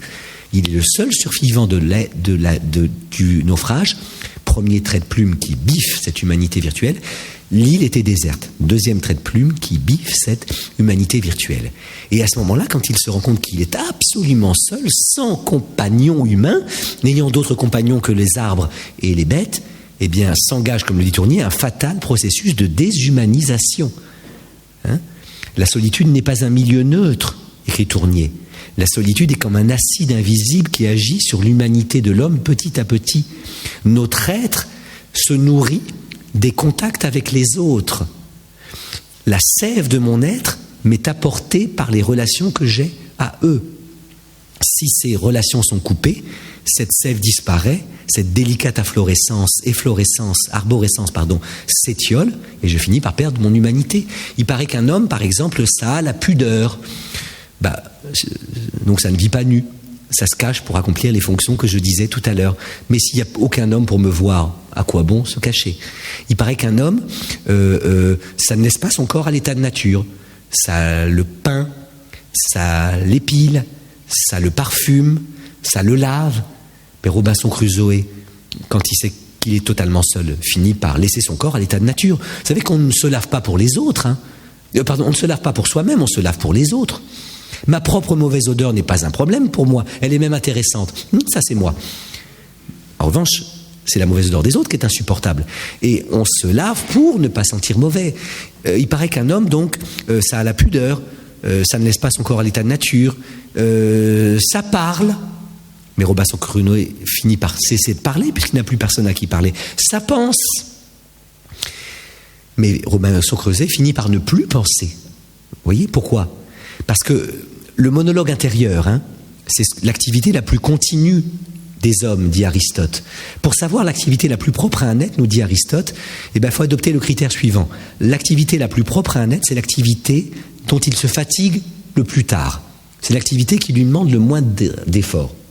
Or, Aristote dit que l'homme peut courir longtemps, mais il y a un moment où il est fatigué de courir. Quand il est fatigué de courir, il peut marcher longtemps, mais à un moment, il est fatigué de marcher. Un homme peut travailler longtemps, peut faire de la musique longtemps, mais à un moment, il est fatigué de travailler et faire de la musique. Quand il est fatigué de faire de la musique, de travailler, de marcher, de courir, il y a une activité qui se continue, c'est la pensée. Alors, attendez, pas toujours la pensée hautement philosophique, mais tout simplement le monologue intérieur. Ça ne s'arrête pratiquement jamais. Vous n'arrêtez pas de penser. La pensée, c'est le dialogue de l'âme avec elle-même, disait Aristote. Et ça, vous le continuez tout le temps. Vous voyez un homme dans la rue, il n'arrête pas de penser. Alors, il pense parfois des choses qui ne sont pas très intéressantes. Oh là là, il fait un peu trop chaud, j'aurais pas dû mettre ma petite laine. Oh, que cette femme est jolie. Mince, ma chaussure droite fuit. Il faut absolument que je rentre pour répondre à ce mail, parce que bon, mais ça n'arrête pas. Mais quand on est seul, cette activité finit par disparaître, parce que souvent le monologue intérieur, c'est la continuation des discussions qu'on a eues et la préparation des discussions qu'on aura, vous voyez. D'ailleurs, les gens qui parlent tout seuls dans la rue, les fous, maintenant il n'y a plus que les fous qui parlent tout seuls dans la rue, parce qu'avec l'oreillette, avant c'était quand même un critère, les gens qui parlent tout seuls dans la rue, quand même, c'est qu'ils vaporisent un peu de la toiture. Aujourd'hui, c'est plus un critère, parce que vous avez plein de gens qui, on ne voit pas leur téléphone, mais il est accroché à l'oreille, qui parlent dans la rue. Mais écoutez, les gens, moi, dans la petite ville où je vis, il y en a 3-4 comme ça, qui parlent tout le temps, ils sont toujours dans la continuation de conversation et dans la préparation de conversation. Que je lui dis, qu'elle m'a dit, moi je lui dirai. Bon, des choses qu'ils diront jamais. Mais Robinson Crusoe, puisqu'il n'y a plus personne avant et plus personne après, il finit par ne plus penser, vous voyez. Donc la solitude provisoire et choisie peut donner beaucoup de plaisir. Il y a un moment où on a assez d'être accompagné, où on en a assez des autres. Parce que l'autre, est à la fois la pièce maîtresse de mon univers qui me permet de devenir pleinement homme, mais aussi celui dont j'ai peur, C'est-à-dire que entre Bachelard et Sartre, il est urgent de ne pas choisir. Bachelard disait « le moi s'éveille par la grâce du toi ». Magnifique cette formule. Autrement dit, si je suis vraiment humain et puis dire aujourd'hui moi, voire moi-je, c'est grâce à toi. Et donc j'ai besoin des autres comme de compagnons qui légitiment mon être et qui même forgent mon humanité. C'est Bachelard. Mais Sartre dit que l'enfer, c'est les autres. Et il n'a pas tort. Et en effet, il arrive parfois que nous en ayons assez d'être accompagnés. Il arrive parfois que nous désirons un compagnon, vous voyez. Il faut reconnaître cette ambivalence du cœur humain pour, lorsque l'on est accompagnant, par exemple bénévole, savoir que parfois il faut quitter la chambre. Bien des études montrent que le dogme qui a parcouru le milieu des soins palliatifs en ses premiers commencements, à savoir qu'il était terrible de mourir seul, eh bien, est un dogme qu'il faut, comme tous les dogmes, soumettre à quelques turbulences déconstructrices. Car on s'est rendu compte qu'il y a beaucoup de mourants qui se débrouillent pour mourir seuls. Parce qu'ils veulent être seuls dans cet instant suprême, ou qu'ils ne veulent pas imposer à l'autre ce moment terrifiant, vous voyez ? Et donc, il arrive parfois que le malade ne supporte plus le compagnon qui est là. Hein. J'ai une amie psychologue qui travaille dans le soin palliatif qui, un jour, s'est dit, mais on a inventé les soins palliatifs pour lutter contre l'acharnement thérapeutique. Mais en même temps, nous, est-ce qu'on n'est pas en train de faire de l'acharnement relationnel ? Hein, toujours aller voir, ne pas le laisser seul. Quelle musique vous voulez écouter ? Où vous en êtes avec votre sœur ? Vous voulez pas ? Vous seriez plutôt... Laissez-moi tranquille. Bon. Et alors je veux dire par là que si l'homme a besoin des autres, il a parfois besoin de solitude. Car la solitude peut donner bien du plaisir. Hein. C'est ce que disait d'ailleurs Rousseau hein, dans les rêveries du promeneur solitaire. Il dit que je ne suis moi-même que lorsque je suis seul. Car dès que je suis regardé par les autres, eh bien, je me sens menacé, je suis obligé de composer un visage. Bon, et il est vrai que rencontrer les autres, c'est pas toujours facile. J'aime à dire que paraître, c'est comparaître. Dès qu'on paraît en société, on y comparaît. Pourquoi ? Pas parce que le regard de l'autre est un regard de juge, un regard d'estime. Et alors, on a peur du regard de l'autre, parce que oui, peut-être que l'autre va me légitimer, car je vais voir dans son regard un « waouh », mais peut-être qu'il va me délégitimer, si je sens dans son regard un « bof ». N'est-ce pas ? Être trouvé beau ou belle par les autres, c'est comme le bon sort dans les contes de fées. On pourra dire des choses pas forcément très intéressantes, très généreuses, très gentilles. On aura l'impression que de la bouche de la belle ou du beau sortent des rivières de diamants, de doux pétales, de blanches colombes. En revanche, être trouvé laid par les autres, c'est comme le mauvais sort dans les contes de fées. On pourra dire des choses belles, fines, généreuses et intelligentes. On a l'impression, dans un premier temps, que sort de la bouche du lait des vipères lubriques, des crapauds visqueux ou des pierrailles. Hein. Contrairement à ce que dit Gainsbourg, la beauté des laits ne se voit qu'après un certain délai. Hein. La beauté des laits se voit sans délai. Non, la beauté des laits ne se voit qu'après un certain délai. Le délai qu'il faut pour faire oublier par le charme que peut-être on n'a pas d'abord plu. Et donc nous avons peur du regard de l'autre. Pourquoi ? Comme le dit la langue française, c'est parce que ce regard peut nous transformer parfois en proie, la proie des regards. Ce qui montre ce que le regard de l'autre a de potentiellement prédateur. Hein ? Et donc il arrive parfois que nous souhaitions la solitude comme ce qui nous permet d'échapper au jugement, d'échapper à la comparution, à la comparaison, à la comparition. N'est-ce pas ? Et alors en effet, quand on est seul, pouf, on peut se relâcher. Les Charentaises sont la métonymie de ce relâchement, n'est-ce pas ? C'est-à-dire que c'est pas très beau, mais en même temps on est très bien dedans. On n'a plus à composer un visage. Et c'est ce que disait très bien Guitry lorsqu'il disait « enfin seul ». Mais ajoutez tout de suite « et je me demande déjà avec qui ». C'est-à-dire qu'une solitude provisoire et durable est une merveille. Une solitude provisoire et choisie est une merveille. Mais une solitude durable et imposée est une catastrophe. Et Guitry dit en effet « enfin seul ». Lorsque je ferme la porte de ma fenêtre, je suis fatigué, lorsque je ferme à clé ma porte, j'ai l'impression que j'enferme tous les autres dehors. Et là, je le suis libre. Je peux faire ce que je veux. Je peux m'allonger sur le canapé, je peux me gratter où je veux, je peux dire les premiers vers de Charles Quint, voûte céleste, et me rendre compte que de ces vers, je n'en connais qu'un. Je peux rire, je peux dire ha ha, ho ho, je peux poser un livre. Donc, tant qu'on est seul, vous voyez, on échappe au regard de l'autre, mais le problème, c'est que enfin seul, et je me demande déjà avec qui, vous voyez. Donc, il ne faudrait pas que cet éloge de l'accompagnement que je fais, eh bien, soit compris comme une invitation à ne jamais laisser le malade, le pauvre et le mourant seuls.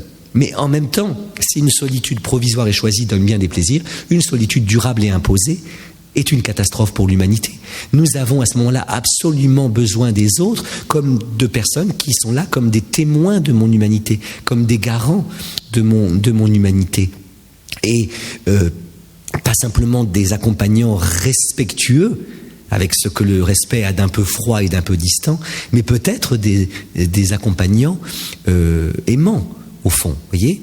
Et alors, je m'inquiète en effet d'une protocolisation, d'une procédurisation, d'une technicisation, d'une mécanisation du soin ou de l'action sociale, c'est-à-dire de l'action médico-sociale telle que, dans une certaine mesure, les pauvres, les malades et les mourants, eh bien, ne rencontreraient plus de compagnons, mais des êtres mécanisés, voire des machines. En effet, celui qui a dénoncé la protocolisation, la procédurisation, la technicisation, la médicalisation de l'accompagnement, qu'il soit médical ou social, alors médical pour le malade et le mourant, social pour le pauvre, et puis il y en a qui cumulent, qui ont les trois, donc médico-social, c'est Jean Cocteau. Jean Cocteau, pendant qu'il tournait La Belle et la Bête, est tombé très malade, à tel point qu'il a dû arrêter le tournage du film La Belle et la Bête. Heureusement, bien que très malade, il a eu la force de tenir son journal, lequel journal vient d'être réédité aux éditions du Rocher, Jean Cocteau, Journal de La Belle et la Bête. Et dans ce livre assez prodigieux, il y a 2 pages qui ne peuvent pas ne pas vous intéresser, ne pas nous intéresser. Si ma mémoire est bonne, c'est la page du 15 septembre 1945 et 16 septembre 1945. Le 15 septembre 1945, Cocteau décrit ce que c'est que sa souffrance. Et il dit, il m'est arrivé parler de la souffrance quand je ne la connaissais pas. Alors je pouvais la couler en de belles images. Alors je pouvais nervaliser. C'est un beau néologisme, que ce néologisme créé par Jean Cocteau, nervaliser. C'est une manière pour Cocteau de rendre hommage à un autre poète, le poète Gérard de Nerval, qui est un de ces poètes qui se parle bien de la souffrance. Je suis le veuf, le ténébreux, l'inconsolé, le prince d'Aquitaine à la tour abolie. Ma seule étoile est morte et mon luth constellé porte le soleil noir de la mélancolie. Je suis pas sûr que les gens que vous accompagnez parlent toujours comme ça, les mourants, les malades et les pauvres. Et Cocteau dit alors je pouvais en effet, mais souffrir est autre chose. Souffrir, c'est ce qui ferait un être se recroqueviller au coin de la chambre, appeler n'importe qui, n'importe quoi, ne plus pouvoir parler qu'en langue de bête. Et il est vrai que la langue qui nous reste quand on souffre vraiment, c'est rarement la belle langue philosophique ou la belle langue poétique, c'est souvent la langue des bêtes. Une bête, ça fait quoi? Ça crie, ça gémit, ça halète, ou ça se tait. Les grandes souffrances sont muettes, et il y a des gens qui souffrent à n'en pouvoir le dire, à n'en pouvoir se plaindre. Il y a une formule que j'emprunte à Mitterrand, c'est le discours de Mitterrand, place de Nevers au moment de la cérémonie pour Bérégovoy. Il parle du suicide de Bérégovoy et dit « Dans cet acte où se mêlent la grandeur et le désespoir. Grandeur d'un homme qui a su choisir son destin. Désespoir d'un homme qui a souffert à n'en pouvoir le dire, à n'en pouvoir se plaindre. » Et alors donc Cocteau est comme ça, comme une bête. Et c'est là qu'il médite sur l'expression « souffrir comme une bête ». Je vous rappelle qu'il est en train de tourner La Belle et la Bête. Donc ça l'intéresse beaucoup, cette expression « souffrir comme une bête ». Cocteau souffre d'un anthrax, d'une trachéite, d'un phlegmon et d'un impétigo. Ça fait beaucoup. Et alors, étant donné qu'il a des furoncles partout, il ne peut plus se raser. Donc il a la barbe. Et à un moment, il se regarde dans le miroir. Il n'a pas l'impression de voir le visage d'un homme, mais la gueule d'une bête. Et dans son délire de poète génial, il a l'impression que c'est son copain, Jean Marais, Jeannot, qu'il punit, lui si beau, de l'avoir rendu si laid. Cocteau demande à Jean Marais, très beau, de mettre tous les jours le masque hideux de la bête. Et Cocteau dit, voilà, maintenant c'est moi qui souffre comme une bête. C'est là que Cocteau a cette formule géniale, quand il se regarde dans le miroir. Les miroirs feraient bien de réfléchir avant de nous renvoyer notre image. Vous savez que les miroirs ne réfléchissent pas avant de réfléchir, et parfois ils nous font beaucoup de mal. Vous allez au miroir pour demander, alors suis-je digne d'être? Puis parfois, oh bah ouais finalement. Mais parfois, oh non, il aurait mieux valu que je ne fusse point. Bon, alors voilà, Cocteau souffre comme une bête, il appelle n'importe qui, n'importe quoi, tourne la page et voilà ce qu'il écrit. Étrange psychologie que celle des bonnes sœurs. Les bonnes sœurs ne sont pas vraiment bonnes, elles remplacent la bonté par un mécanisme de bonté. On appelle, c'est un automate vêtu de blanc qui entre dans la chambre, la range et en sort. Les bonnes sœurs ne soignent pas le malade, elles soignent la chambre du malade, dont le malade n'est qu'un élément parmi d'autres. Toute attention à la singularité du cas du malade déréglerait le mécanisme et leur semblerait un crime de lèse-majesté par rapport au médecin-chef ou à la mère supérieure. C'est un texte magistral que je crois peut-être encore plus actuel aujourd'hui qu'à l'époque. C'est vrai qu'aujourd'hui, c'est plus l'Hôtel-Dieu, c'est l'EHPAD ou le CHU. C'est vrai que c'est plus les accompagnatrices sont plus des bonnes sœurs à cornette, mais des aides-soignantes peut-être en string. C'est vrai que ça n'est plus la mère supérieure, c'est la cadre supérieure infirmière. Ça n'est plus le médecin-chef, c'est le chef de pôle.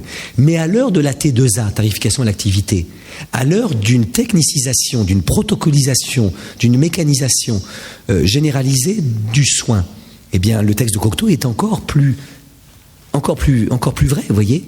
Et je crois en effet que si on a affaire à des accompagnants mécanisés, bah pourquoi ne pas les remplacer par des machines? Et je reviens du Japon où il y avait un colloque sur la présence des nouvelles technologies dans le soin, dont je suis revenu assez effrayé. Avec les Japonais aiment beaucoup les robots, ils en mettent partout. Et alors, j'ai rencontré l'ingénieur qui a inventé Paro. Ça vous dit quelque chose? Le robot Paro. Au Japon, comme ici, les vieux sont un peu oubliés. Alors qu'il y avait une tradition de respect des ancêtres, eh bien le Japon hyper moderne laisse un peu tomber ses vieux. Et forcément, bah, quand on est seul, on perd le goût de vivre. Or, pour qu'il n'ait plus ce sentiment-là, eh bien un inventeur de génie a inventé un petit robot qu'il a appelé Paro. Ça représente un petit bébé phoque, très bien fait, on s'y croirait, un peu lourd, qu'on met sur le ventre des malades d'Alzheimer. Et quand les malades d'Alzheimer touchent le petit robot, eh bien, il prend des petites mines bouleversantes, comme un petit sourire, il se bouge un peu comme ça, il fait des petits bruits. Et alors, très fier de son robot, l'ingénieur disait, ben voilà, comme ça, il n'y aura plus le sentiment de solitude. Moi, je trouve ça absolument immonde, horrible, c'est un leurre, une tromperie. Alors, l'ingénieur me disait, bah oui, mais il vaut mieux Paro qu'une aide-soignante acariâtre. Ben moi, je dis non, il vaut mieux une aide-soignante acariâtre. Parce que ça prouve au vieillard qui va du coup la détester, qui fait partie encore de la cité des hommes, du monde des hommes. Dans le monde des hommes, on aime et on déteste, vous voyez. Non, vaut mieux une infirmière acariâtre que ce leurre absolument terrifiant qu'est Paro. Et puis alors, ils aiment tellement les Japonais, les robots, qu'ils ont inventé la machine à manger, la machine à laver.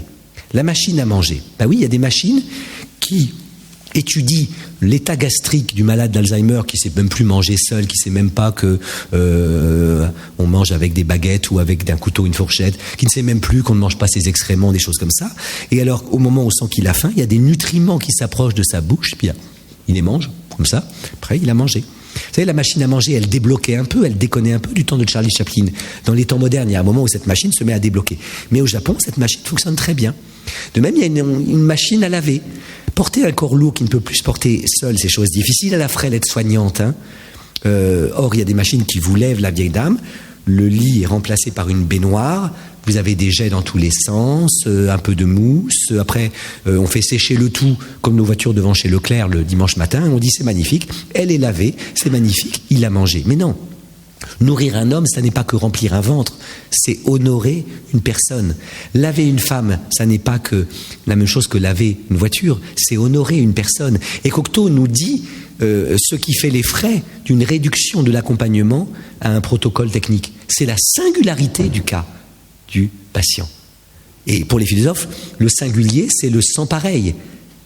C'est l'unique, c'est l'étrange. Alors je ne jette pas la pierre aux aides-soignantes qui sont tellement peu nombreuses pour faire les toilettes qu'elles sont un peu obligées de la mécaniser et d'aller très vite. En revanche, je jetterai volontiers la pierre à une civilisation qui se prétend une grande civilisation et qui et a tendance à un peu abandonner ces vieux, ces pauvres et donc ne donne pas les moyens d'un accompagnement qui ne soit pas simplement comme ça. Et en effet, laver une femme, c'est pas la même chose que laver une voiture, parce que chaque être humain a sa singularité, c'est à son unicité. Et donc, un corps, eh bien, sont des points de douleur, des points de plaisir, des points de pudeur, des points de honte, des points de fierté. Il n'y a pas de corps qui se ressemble. Et l'aide-soignante ne comprend pas, quand elle approche le gant, que la vieille dame hurle alors qu'elle ne l'a pas encore touché. Elle devrait peut-être essayer de réfléchir à ceci, que peut-être, malgré l'effrangement des parties supérieures de l'esprit dû à la maladie d'Alzheimer, le corps se souvient, et que cette dame se souvient peut-être des mains baladeuses d'un tonton ou d'un éducateur qui l'a touchée là où il n'avait pas le droit de la toucher quand elle était petite, et de ce fait, elle hurle quand cette main vient, voyez. Elle a des points de fierté. Ils sont encore pas mal, mais sains. Elle a des points de honte, cet escar, ou ce point de mauvaise odeur, ou vous voyez. Et alors, je dirais qu'il en est en essence du corps à laver comme du corps à aimer. Philippe Solers, qui a aimé beaucoup de corps féminins, disait l'autre jour quelque chose d'assez beau. La rencontre d'un nouveau corps a toujours été pour moi l'apprentissage d'une langue étrangère. C'est qu'il faut beaucoup de temps. Et Solers, qui ressemblait plus à Casanova qu'à Don Juan, en ceci qu'il aimait les femmes et qu'il essayait de leur donner du plaisir, eh bien, disait qu'il lui fallait du temps pour apprendre le corps. Et un corps féminin, ça a ses points de pudeur, ses points de honte, des points qui disent oui, des points qui disent non, des points de fierté, voyez, des points de douleur et des points de joie. Ben, il faut du temps pour trouver ça. Eh bien, toute chose égale, je dirais qu'il en est du corps à laver comme du corps à aimer. Et que donc, il faudrait que nous ayons le temps, pour être vraiment digne du beau nom de compagnon, eh bien justement, de ne pas simplement remplir le ventre ou de laver le corps. Et alors, notre civilisation mérite-t-elle ce nom-là ? Oui, nous l'espérons, mais je terminais par ça, grâce soit rendue justement à une association de bénévoles comme celle qui nous accueille ce soir. Pourquoi ? Parce que justement, il ne s'agit pas évidemment de se substituer à l'aide-soignante, au médecin, à l'assistante sociale, à l'épouse, au fils, à la fille.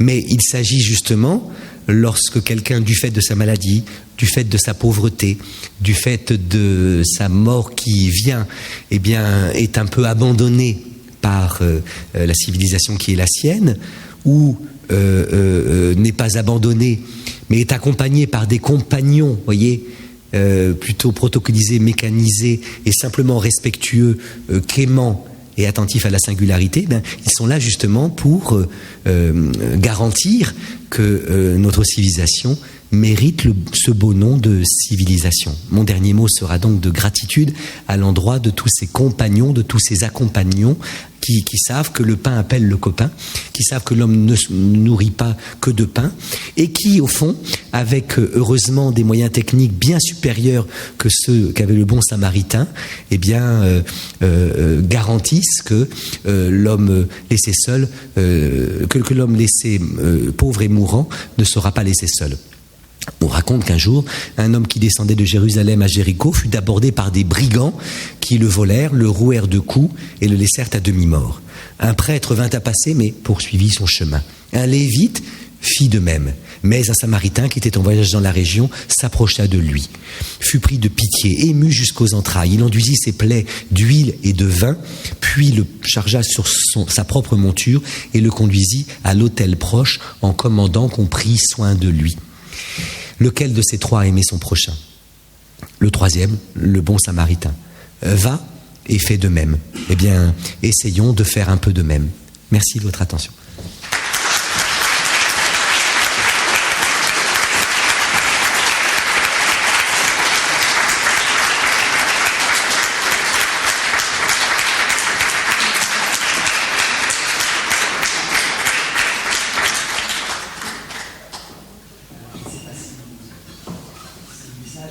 Et que maintenant il y a un temps pour quelques questions, remarques, objections, commentaires. Donc on m'avait dit 1h30 d'intervention, puis après une demi-heure de questions, mais on finira. Là il reste, parce qu'on a commencé à. Enfin, bref. Questions, remarques, objections à ce sujet.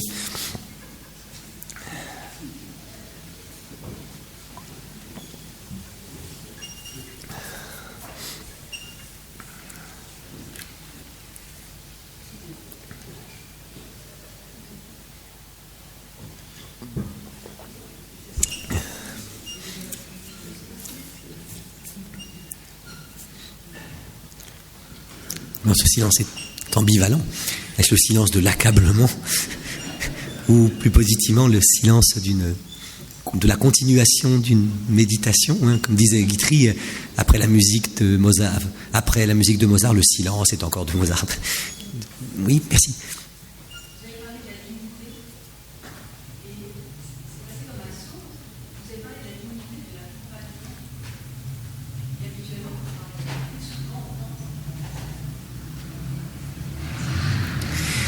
C'est très important ça, parce que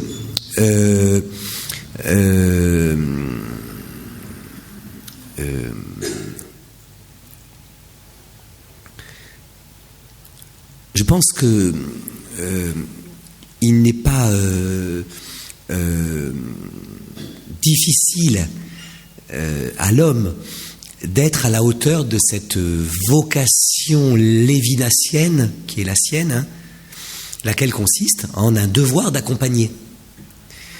Lorsque il s'agit de ce jour-ci, c'est beaucoup plus difficile lorsqu'il s'agit de ce jour-là. Je vais imaginer 2 journées un peu évidemment caricaturales, un peu prototypiques, un peu des idéotypes, hein, alors que la plupart de nos journées sont un peu entre les deux. Mais ce jour-ci, cette femme qui est aide-soignante, qui exerce dans un EHPAD, s'est réveillée de bonne humeur, après avoir fort bien dormi. Un petit coup d'œil par la fenêtre lui montre que le temps est exactement ce qu'elle avait envie qu'il fût. Oh, qu'est-ce qui fait beau aujourd'hui? Elle se regarde dans le miroir. Il me ferait bien de réfléchir avant de nous renvoyer notre image. Et en l'occurrence, le miroir a bien réfléchi parce qu'il lui renvoie une image qui lui fait joie et fierté. Ben dis donc, bon. Le petit déjeuner se passe dans une espèce d'harmonie familiale. Il y a un côté américoré, hein. On s'entend tous bien. À ce soir, mon chéri, à ce soir, ma chérie. Elle marche dans les rues de Metz pour se rendre à son EHPAD, à son CHU, aux myosotistes. Bon, il fait beau. Un inconnu lui offre des fleurs. Elle arrive à l'EHPAD. On lui fait félicitations sur sa nouvelle coiffure, sur son nouveau corsage. On lui dit que le rapport qu'elle a fait sur Madame Machin est absolument impeccable.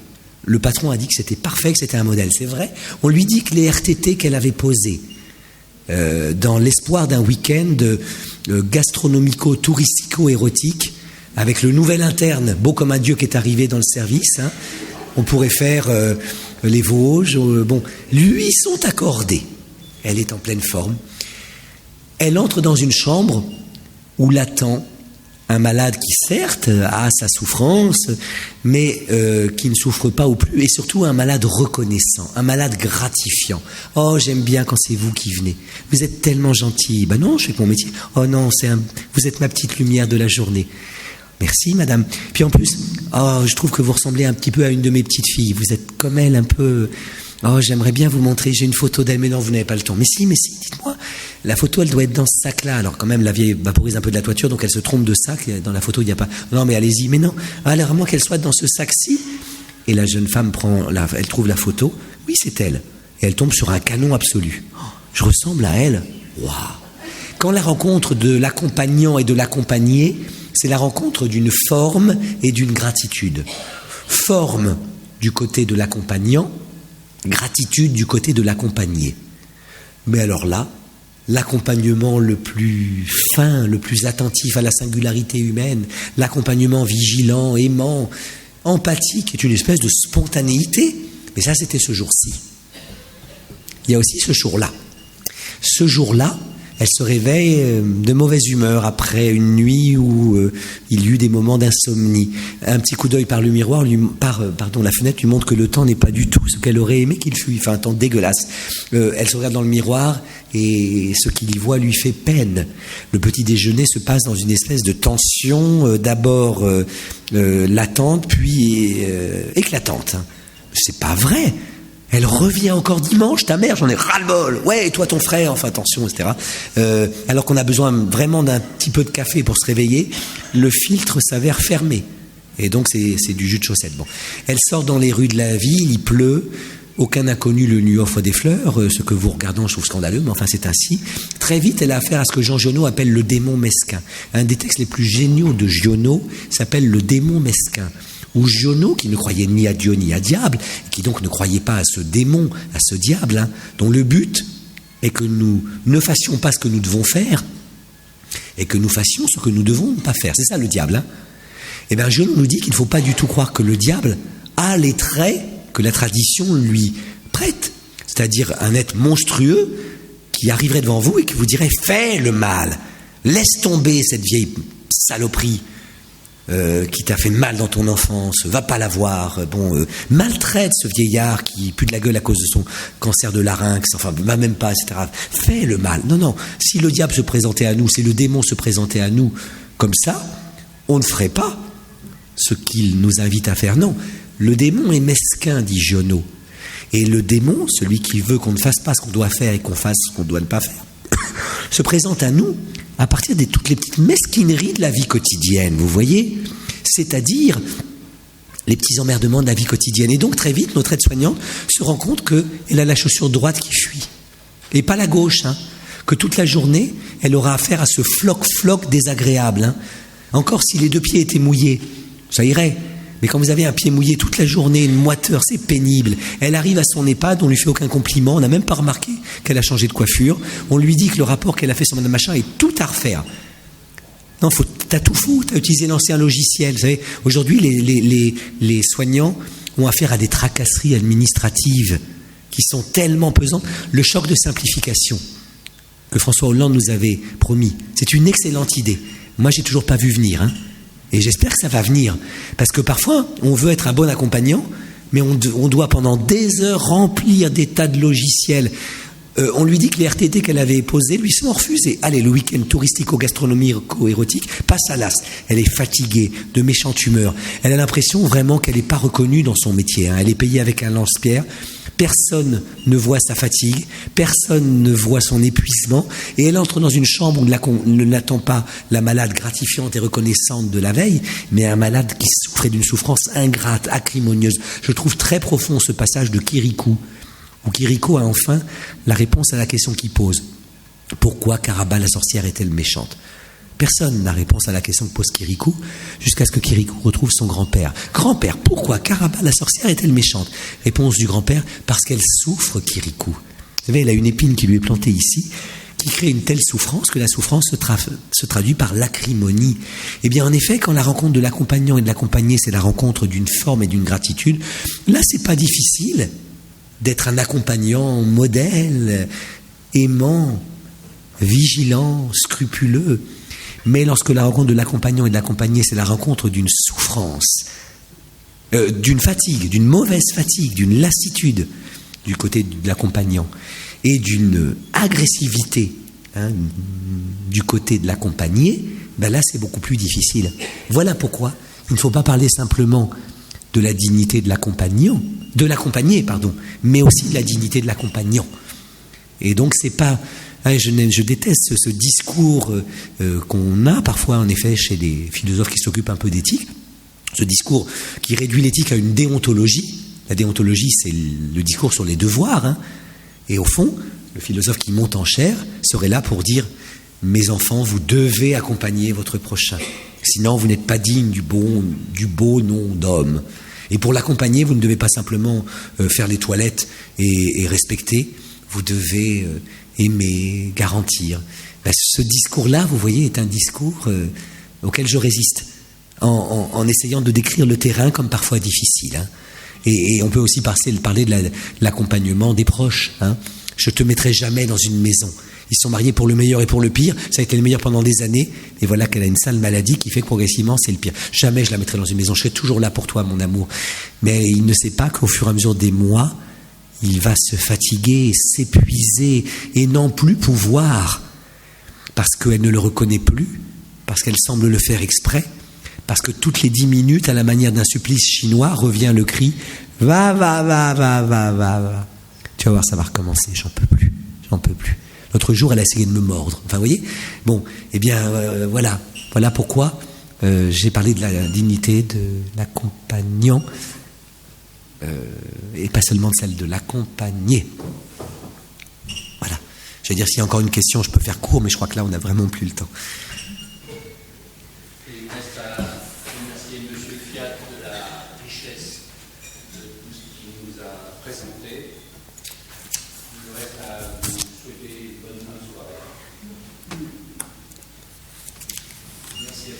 Merci à vous.